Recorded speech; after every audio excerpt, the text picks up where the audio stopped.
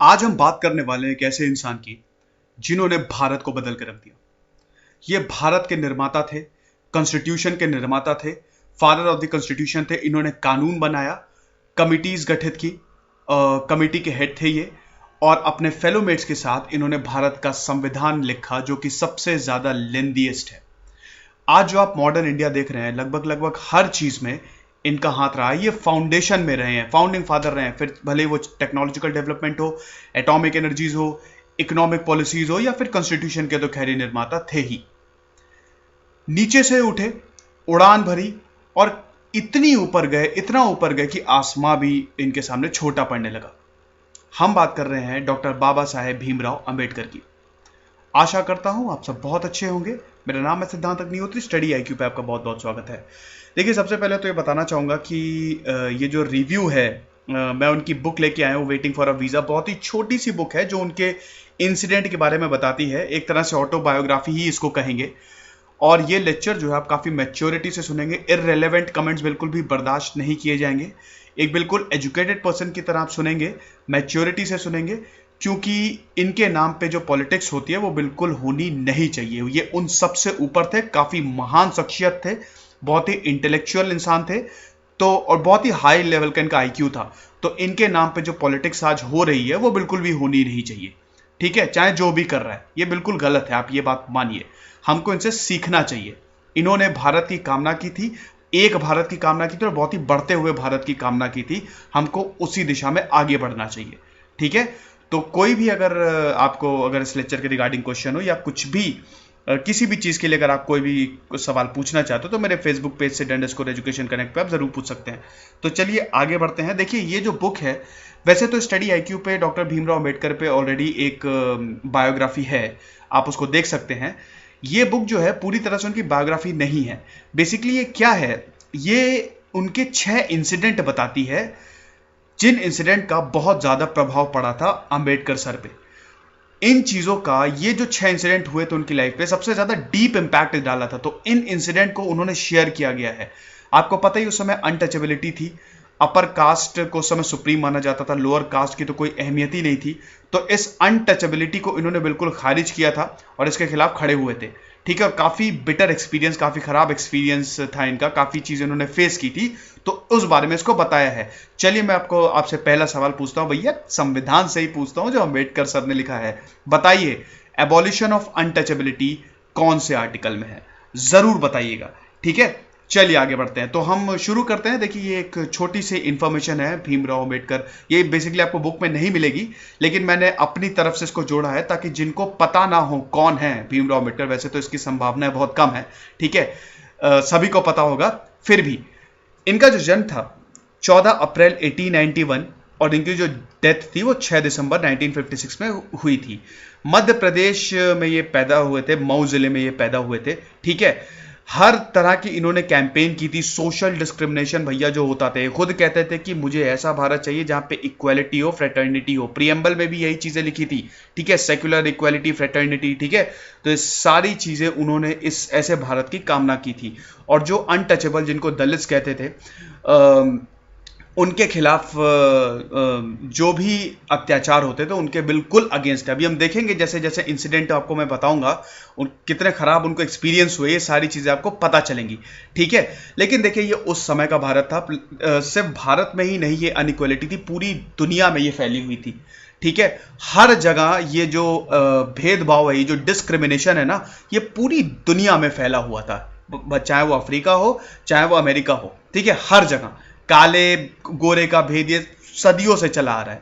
ठीक है, आज हालांकि काफी इक्वालिटी है, जो कि बहुत ही अच्छी बात है। आज भारत में भी काफी इक्वालिटी, और इसी वजह से हम प्रोग्रेस कर रहे हैं, हमारी इकोनॉमी प्रोग्रेस कर रही है, क्योंकि हर तबका कंट्रीब्यूट कर रहा है। ठीक है, तो ये सारी चीजें थी, लेकिन हम बात उस समय की कर रहे हैं। और जैसे कि आपको पता है भैया, father of Republic of India थे। देखिए, मैं आपको एक चीज बताना चाहता हूं कि बहुत लोग ये बोलते हैं कि हमारा जो कॉन्स्टिट्यूशन है वो बोरोड है, और काफी लोग कहते हैं कि इसको चुराया गया है या फिर हमारा कुछ नहीं। देखिए, बिल्कुल सरासर गलत है, ऐसा कुछ भी नहीं है। अच्छी चीजें हर जगह से हमने अडॉप्ट की है। भीमराव अंबेडकर ने अपने पूरी जिंदगी का एक्सपीरियंस इसमें इस्तेमाल किया था हमारे कानून में। और भैया लेंदीएस्ट है हमारा कानून, सबसे बड़ा कानून है हमारा रिटन जो कॉन्स्टिट्यूशन है। ठीक है, तो उसमें उन्होंने ये इंश्योर किया था कि किसी भी इंसान, मतलब कोई भी इंसान इससे अछूता ना रहे, मतलब हर तबके के लिए यहां पे न्याय मिले। ठीक है, अब वो एक अलग बात है कि न्यायपालिका हमारी स्लो है, नहीं है, लेकिन जो उन्होंने उस समय गौर किया कि हर चीज इसमें इंक्लूड करो। अब अगर उसमें बाहर से भी बोरो करनी पड़ रही है, बाहर से भी हेल्प लेनी पड़े, तो उसकी कोई गलत बात नहीं है। आई एम श्योर आपके भी आइडल्स होंगे, आप उनके प्रिंसिपल्स को फॉलो करते होंगे। इसका यह मतलब नहीं है कि आप वो चुरा रहे हैं। आप अच्छी चीजें फॉलो करिए, अच्छी चीजें लीजिए, यही हमारे कमेटी मेंबर्स ने भी किया, तो इसमें कोई गलत बात नहीं है। ठीक है, इनका जो भैया इंटेलेक्ट था ना, बहुत ही हाई लेवल का था, हाईली पढ़े लिखे इंसान थे और बहुत सारी पीएचडीज और डिग्रीज थी इनके पास। इकोनॉमिक्स में पूरी की पूरी तरह निपुण, कॉन्स्टिट्यूशन पॉलिटिक्स में पूरी की पूरी तरह निपुण, सोशियोलॉजी में पूरी की पूरी तरह निपुण, तो एकदम डाइवर्स फील्ड में इनकी नॉलेज थी, तभी तो हर चीज में इनका हाथ रहा है। एटॉमिक एनर्जी, जो एटॉमिक चीजों को प्रपोज करने के लिए, या साइंटिफिक चीज़ों को प्रपोज, जो मतलब उस समय बहुत ज़रूरत थी कि हमारा साइंस जो सेक्टर है वो काफ़ी डेवलप करे, उसमें इनका काफ़ी हाथ रहा है। ठीक है, तो ये सारी चीज़ें थी। उसके बाद इन्होंने पूरे जो अपना पूरा का पूरा जीवन है वो डिस्क्रिमिनेशन के खिलाफ, जो उस समय अनटचेबल्स के खिलाफ जो उनके साथ होता था उसके खिलाफ ये लड़े। ठीक है, मूवमेंट्स कंडक्ट किए और आखिरी में उन्होंने बौद्ध धर्म को अपना लिया। तो आखिरी में इन्होंने बौद्ध धर्म को अपना लिया क्योंकि वो ये मतलब उनका ऐसा मानना था कि ये एक ऐसा धर्म है जो बिल्कुल इक्वालिटी सिखाता है। और 1990 में इनको फाइनली भारत रत्न दिया गया। भैया सबसे हाईएस्ट अवार्ड होता है हिंदुस्तान का। ठीक है, तो ये इनको भारत रत्न दिया गया 1990 में। तो छोटी सी इंफॉर्मेशन है। ठीक है, अब हम सीधा उनके इंसिडेंट पे जंप करते हैं। 6 इंसिडेंट है भैया। पहला आपके सामने ये रहा। देखिए, सबसे पहले तो क्या है कि अंबेडकर जी की जो फैमिली थी, अंबेडकर सर की जो फैमिली थी, वो पूरी की पूरी तरह सर्विसेज में थी, आर्मी में सर्विसेज देती थी। अंबेडकर सर एक अच्छी फैमिली से थे क्योंकि उनके पिताजी आर्मी में थे, उनके जो फोर फादर्स थे वो भी आर्मी में थे, तो ये एक अच्छी बात थी उनके लिए। उस समय जो अनटचेबल्स थे, जो लोएस्ट थे, जो दलित थे, उनको कोई भी राइट्स नहीं थे। आप पानी नहीं पी सकते, आप पढ़ाई नहीं कर सकते, आप अपर कास्ट लोगों के साथ बैठ नहीं सकते। तो ये चीजें सारी उनको भी फेस करनी पड़ी।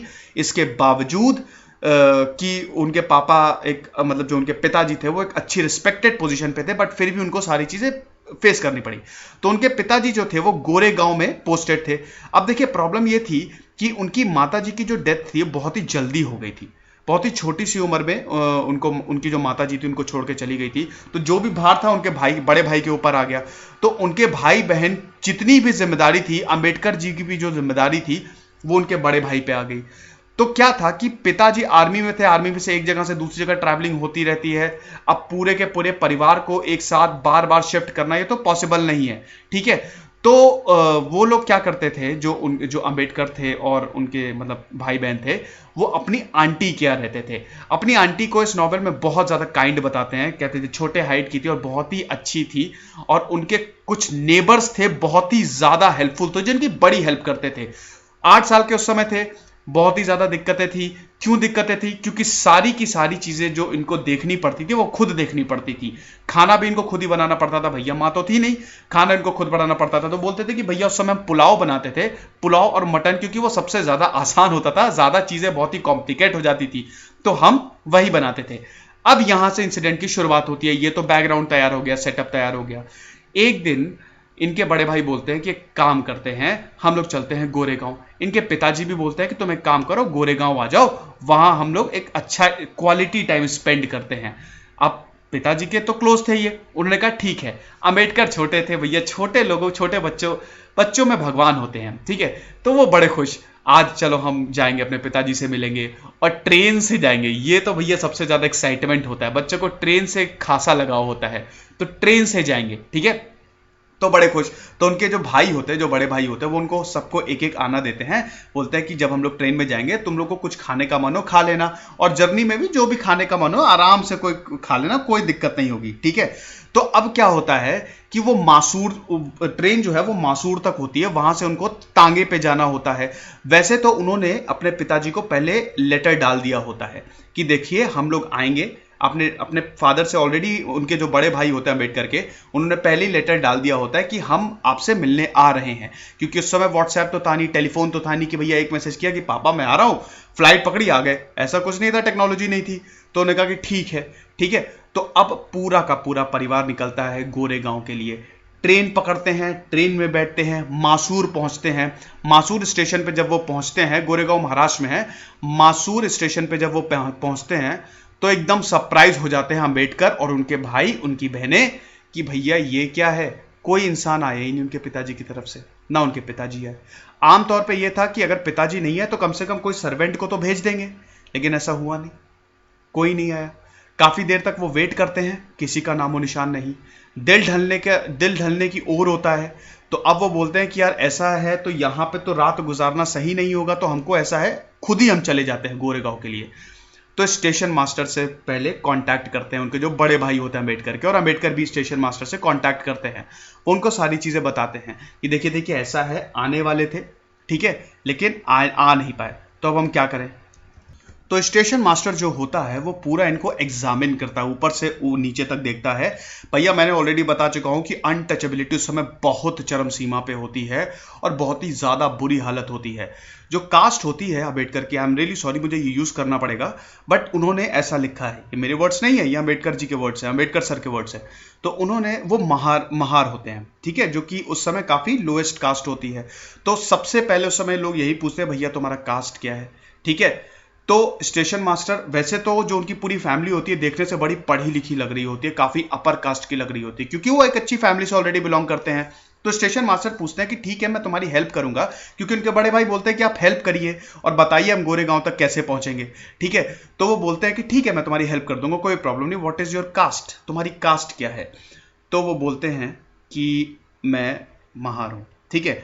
अब वो लोएस्ट कास्ट होती है। तब स्टेशन मास्टर जो होता है वो अच्छा होता है, वो बोलता है देखो कोई दिक्कत नहीं है, लेकिन प्रॉब्लम होगी, तुम अपनी कास्ट यहां पे किसी को मत बताना, ठीक है, तो प्रॉब्लम होगी। अब लेकिन फिर भी ये चीजें पता लग जाती हैं, कुछ भी कहिए।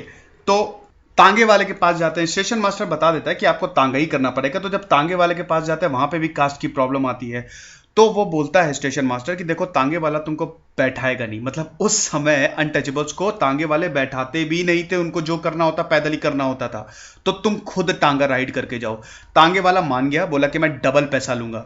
ये लोग गए खुद टांगा राइड करके, ठीक है। आगे गए, बीच में एक जगह हॉल्ट के लिए रुके, थोड़ा सा मतलब रेस्ट करने के लिए रुके, क्योंकि तांगे वाले ने बोला कि आप रुकिए यहीं पे, मैं कुछ आ रहा हूं, अभी थोड़ी देर में आता हूं, हेल्प लेके आता हूं और बाकी चीजों का थोड़ा इंतजाम करके आता हूं।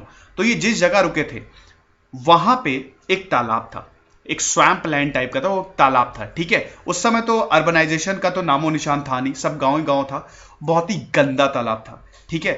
इनके पास पानी जो था वो खत्म हो गया था, बहुत ज्यादा भूख लगी थी। अंबेडकर छोटे थे उस समय, उनको बहुत ज्यादा भूख लगी थी।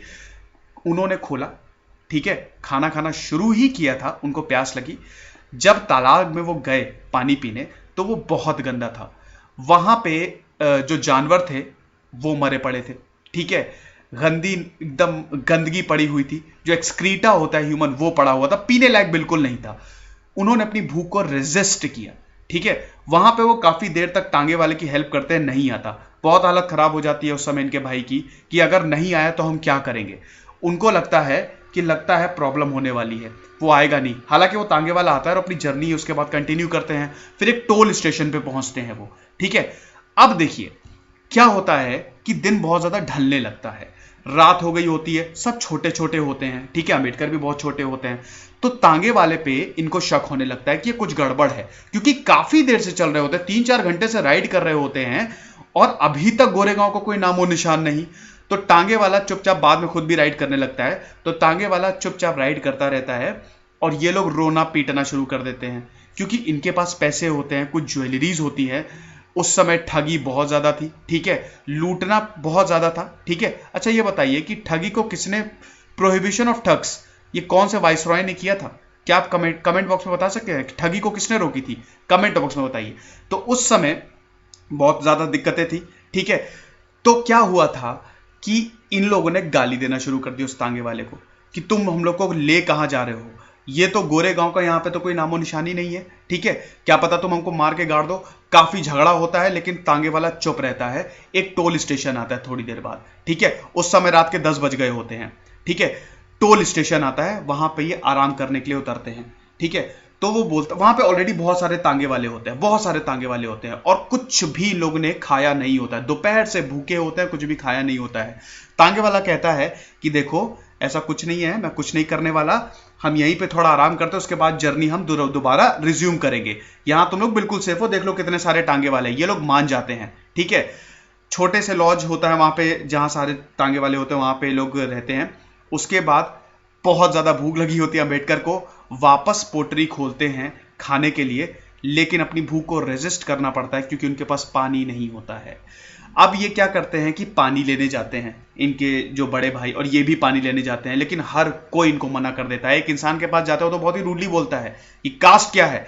हालांकि ये जब जिस इंसान के पास जाते हैं तो अंबेडकर अपनी कास्ट को छुपाते हैं, लेकिन छुप नहीं पाती है क्योंकि छोटे होते हैं, झूठ कहां छुपेगा, और भगा देता है कि हमको नहीं देना पानी, तुम निकलो यहां से, ठीक है, हम नहीं देते अनटचेबल्स को पानी।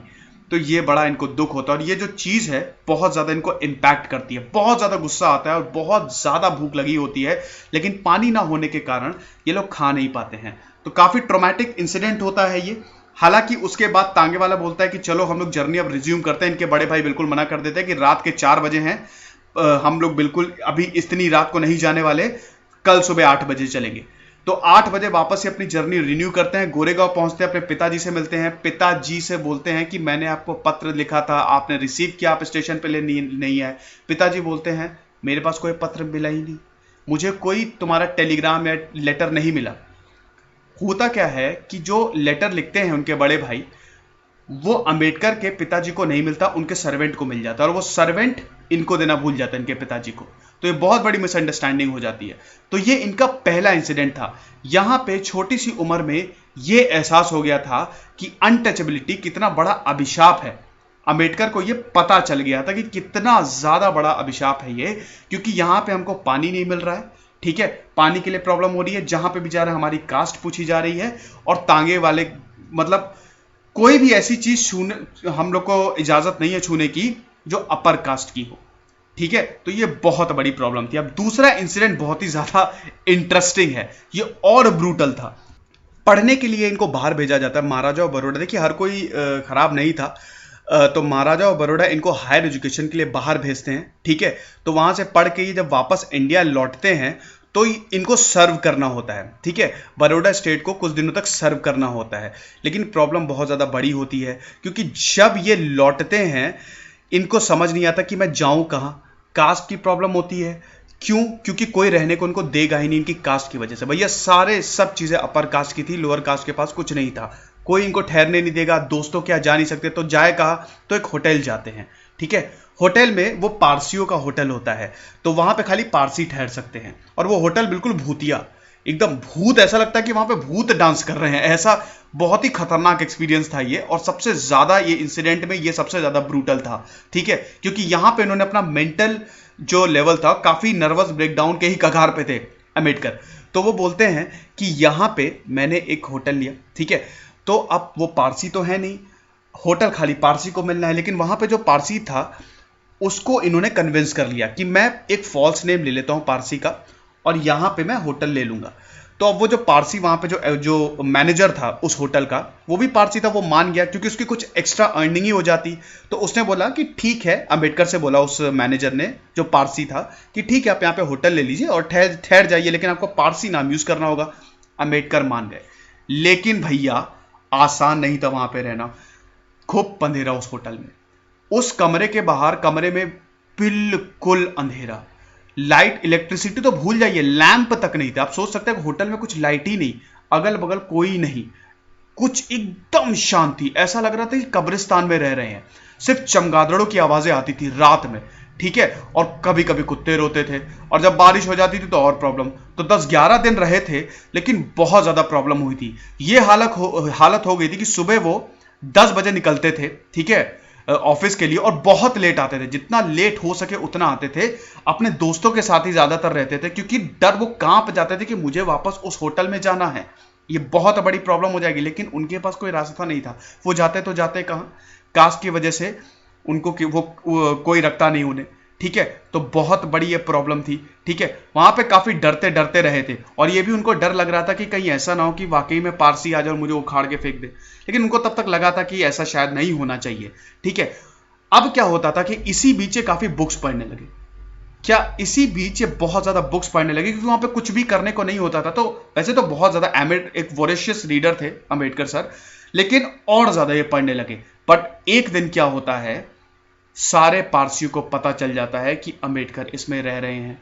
अंबेडकर मतलब एक ऐसा इंसान रह रहा है जो पारसी नहीं है, और पारसी का नाम यूज करके होटल में रह रहा है। धड़धड़ा कितने हुए सारे पारसी आते हैं।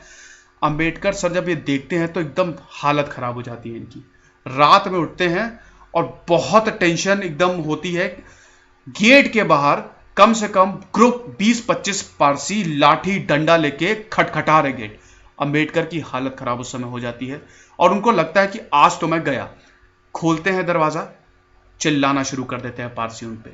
कुछ नहीं सुनते हैं, सिर्फ चिल्लाना, गालियां देना शुरू कर देते हैं। अंबेडकर चुपचाप सुनते रहते हैं। उनकी आंखों में आंसू होते हैं, बहुत ज्यादा उनकी आंखों में आंसू होते हैं, इमोशनल हो जाते हैं, लेकिन एक शब्द नहीं बोलते। उनको लगता है कि आज ये तो मुझे मारेंगे, चाहे जो भी हो जाए, लेकिन आज मैं बहुत पिटने वाला हूं। लेकिन ऐसा नहीं होता। लकीली पारसी उनको ये बोलते हैं कि कल सुबह 6 बजे तक तुम यहां पे दिखने नहीं चाहिए, ठीक है। सॉरी, शाम तक तुम यहां पे दिखने नहीं चाहिए, और अगर तुम दिखे तो तुमको हम मार डालेंगे, तुम गए काम से। अंबेडकर को ये सुन के थोड़ा सा अच्छा लगता है कि भैया कम से कम मैं मारा तो नहीं गया, वरना बहुत बड़ी प्रॉब्लम हो जाती। तो अंबेडकर को ये उस समय एहसास होता है कि एक अनटचेबल सबके लिए अनटचेबल है। ये सिर्फ 2-3 कास्ट का मामला नहीं है, चाहे कोई भी हो, हर एक तबका जो अपर कास्ट अपने आप को क्लेम करता है उसके लिए अनटचेबल ही रहेगा, ठीक है। और वैसे तो ऐसा होना ही नहीं चाहिए, क्योंकि भैया साइंस ये प्रूव कर चुकी है, ये रिसर्च में साबित हो चुका है कि हम सबके पूर्वज एक ही हैं। बिल्कुल सही बात है, जेनेटिकली हम एक ही इंसान की औलाद हैं। African, out of Africa theory पढ़िएगा, उसको गूगल करिएगा। अफ्रीका से निकले, वहां से उसके बाद फिर इंडस वैली सिविलाइजेशन बना, ठीक है। उसके बाद फिर वो हर तरफ फैल गए, ठीक है। ऑस्ट्रेलिया चले गए, कुछ लोग अमेरिका चले गए, कुछ लोग भारत में इंडस वैली सिविलाइजेशन बनाई। हालांकि उस बहुत ही एक टेक्निकल इशू है, लेकिन ये प्रूव हो चुका है भैया कि जो अपने आप को बहुत प्योर बोलता है, हम बहुत ही प्योर कास्ट हैं, बिल्कुल आपकी गलतफहमी है। हम सब एक हैं, हमारे जेनेटिक्स, जीन्स बिल्कुल एक है। ये साइंटिफिकली प्रूव हो चुका है, हमारे पूर्वज एक ही हैं, ठीक है। तो अंग्रेज या जो भी अपने आप को बड़ा कहते हैं, भैया ये बहुत ही घमंड तोड़ने वाली आपकी बात है, घमंड मत करो, ठीक है। तो ध्यान दीजिएगा, जरा सर्च करिएगा इस पे, ठीक है। तो ये सारी चीजें थी। तो अंबेडकर जी उस समय काफी डर गए थे, और उनको बहुत ही ज्यादा ये एहसास भी हुआ था कि ये बहुत ही खराब इंसिडेंट था। और बाद में जब इस इंसिडेंट को वो याद करते थे तो उनकी आंखों में आंसू आ जाते थे, इतना ज्यादा खराब था। अब तीसरे इंसिडेंट की तरफ बढ़ते हैं। एक बार एक कमिटी बैठाई जाती है, 1929 की ये बात है, ठीक है। तो ये तीसरा इंसिडेंट है जो भैया वो शेयर करते हैं। तो वहां पे क्या होता है कि कुछ अनटचेबल्स के खिलाफ बहुत ज्यादा बुरा बर्ताव होता है, तो उसको एग्जामिन करने के लिए एक कमिटी बैठाई जाती है, और इसके ये हेड होते हैं। तो इनको क्या होता है कि वहां पे, मतलब जहां पे ये हुआ होता है और जहां पे इनको जाना होता है, तो बेसिकली इनको 40 गांव जाना होता है, ठीक है। तो जो कि अगेन महाराष्ट्र का ही केस है, और उस पूरी की पूरी लाइन को इनको इन्वेस्टिगेट करना होता है। तो वहां पे क्या होता है, इनका एक्सीडेंट हो जाता है, ठीक है। अब वहां पे जब एक्सीडेंट होता है तो जो चला रहा होता है वो लोअर कास्ट का होता है, और जिन्हें एक्सीडेंट किया होता है भैया उनकी कास्ट तो वहां पे बहुत जबरदस्त लड़ाई होती है, टेरिबल आर्ग्यूमेंट्स होते हैं, और बहुत ही बुरा अगेन उनको ये लगता है कि जो लोअर कास्ट उस समय होता है, और इनको भी काफी मतलब सुननी पड़ती है, और काफी भीड़ भी इकट्ठा हो जाती है। गलती इनकी नहीं होती, लेकिन उसके बाद भी इन पे सारा ब्लेम डाला जाता है, ठीक है। तो अगेन उनको ये लगता है कि ये तो और बड़ी प्रॉब्लम हो गई, यहां पे मैटर में सुलझाने आया था, मैं ही इस मैटर में फंस गया। तो काफी चोट भी आती है अंबेडकर को, उसको छोड़ के लोग आर्ग्यूमेंट पे लगते हैं और प्रॉब्लम्स क्रिएट करते हैं। तो ये इंसिडेंट 3 था, बहुत ही छोटा सा इंसिडेंट था ये, बेसिकली बहुत ही ज्यादा इसमें बड़ा नहीं था। वैसे तो ऑटोबायोग्राफी काफी छोटी है, लेकिन ये भी बहुत ही ज्यादा टेरिबल था, क्योंकि वो जो सिचुएशन क्रिएट हो गई थी वो बहुत ही ज्यादा खतरनाक थी। इंसिडेंट 4 अगेन ये बहुत ही ब्रूटल इंसिडेंट था। 1934 में 1934 में क्या होता है कि कुछ कोवर्कर्स जो होते हैं वो बोलते हैं कि चलो साइट सीइंग, घूमने फिरने चलते हैं। अंबेडकर से पूछा जाता है, अंबेडकर तुरंत मान जाते हैं। देखिए भैया, महाराष्ट्र काफी घूमने की जगह है ना। औरंगाबाद बहुत ही ज्यादा सुंदर है, बीबी का मकबरा है ना, अजंता एलोरा केव्स, ठीक है, काफी अच्छा है वो, ठीक है। तो वो बोलते हैं कि वहां जाते हैं। और नासिक भी बहुत ज्यादा सुंदर है कि नहीं, त्र्यंबकेश्वर वही है ना, ज्योतिर्लिंग। तो साइट सीइंग के लिए जाते हैं। तो इनके को वर्कर्स बोलते हैं कि चलो हम थोड़ा सा काम से ब्रेक लेते हैं और थोड़ा घूमने फिरने जाते हैं। मान जाते हैं अंबेडकर। वहां पे क्या होता है, एक दौलताबाद फोर्ट होता है, तो वो बड़ी एक जबरदस्त टूरिस्ट डेस्टिनेशन होती है। तो क्या होता है कि वेरूल जाना होता है, लेकिन वो वहां से औरंगाबाद होके जाते हैं। तो वहां पे वो थोड़ा स्टे करते हैं। रास्ते में उनको काफी लोग भी मिलते हैं, काफी मुस्लिम्स भी मिलते हैं, क्योंकि उस समय वो जो औरंगाबाद टाउन था वो स्टेट ऑफ हैदराबाद के अंदर था। तो ये पूरी कार करते हैं, 30-40 का ग्रुप होता है और पूरा जाते हैं आराम से, ठीक है, देखने, बिल्कुल घूमने। इनको लगता है जर्नी बड़ी मजेदार होगी, लेकिन ऐसा होता नहीं है। वहां पे बीच में कुछ मुस्लिम्स भी मिलते हैं और इनको चाय पानी भी ऑफर करते हैं। बोलते हैं हम आते वक्त पी लेंगे, अभी नहीं। अब दौलताबाद में जैसे ही ये देखने जा रहे होते हैं, वहां पे गार्ड्स खड़े होते हैं, ठीक है। अंदर जाते हैं, कंपाउंड में गार्ड्स खड़े होते हैं, इनको देख लेते हैं, ये लोअर कास्ट के होते हैं। वहां से चिल्लाते हुए, जैसे ये एंट्री ले रहे होते हैं, चिल्लाते हुए काफी मुस्लिम्स जो वहां पे काम कर रहे होते हैं और जो वहां के लीडर्स होते हैं, वो चिल्लाते हुए आते हैं, ढेट्स ढेट्स ढेट्स। उस समय लोअर क्लास को बोला जाता है। इनके पास आते हैं, इनकी बहुत इंसल्ट करते हैं और बोलते हैं कि हम तुमको अंदर नहीं जाने देंगे। इनको गंदी गंदी गालियां देते हैं और काफी इंसल्ट करते हैं इनकी, ठीक है।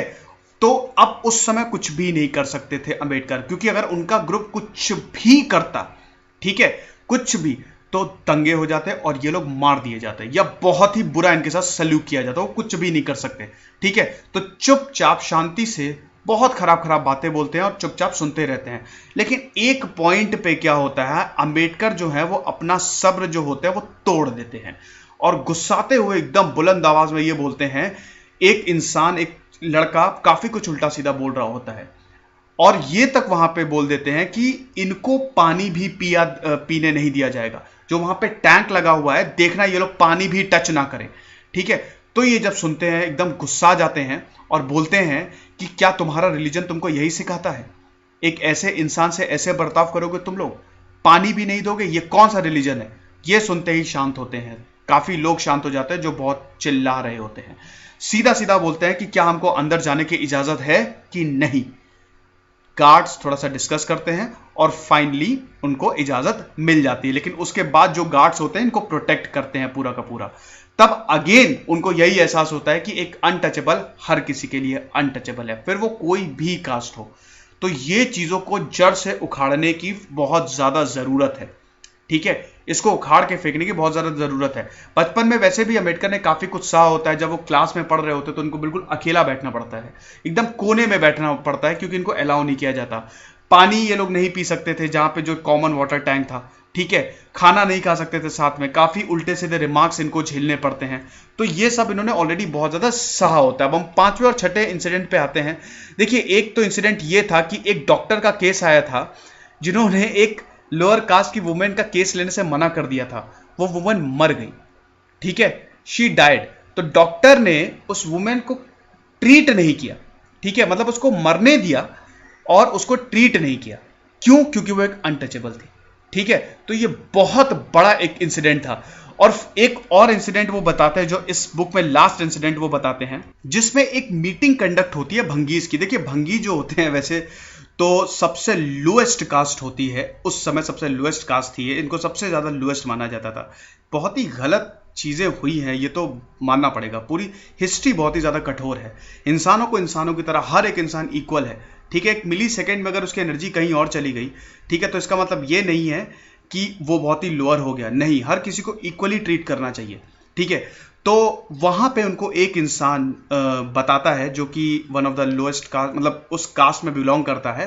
तो उनको एक इंसिडेंट बताता है कि किस तरह से वो जो इंसान था, मतलब जो इंसिडेंट बताता है अंबेडकर को, वो ऑलरेडी एक अच्छे खासे सरकारी ऑफिस में काम कर रहा था, ठीक है। और वहां पे उसको बुरी तरह मॉलेस्ट किया गया, पानी नहीं पीने दिया जाता था, बार बार गंदे गंदे रिमार्क्स उसकी कास्ट पे दागे जाते थे, वो रोता था, उसके बावजूद उसको टॉर्चर किया जाता था, खाना नहीं खाने दिया जाता था और बिल्कुल ऐसा बिहेव किया जाता था। देखिए ये सब ना इंसान को मेंटली तो पूरा तोड़ देता है, ठीक है। तो और ये तो वो इंसिडेंट है जो रिपोर्ट किए गए, ऐसे कितने हजारों लाखों इंसिडेंट हो गए जो रिपोर्ट भी नहीं किए गए। तो ये मेंटली इंसान को पूरी की पूरी तरह से खत्म कर देता है एक तरह से।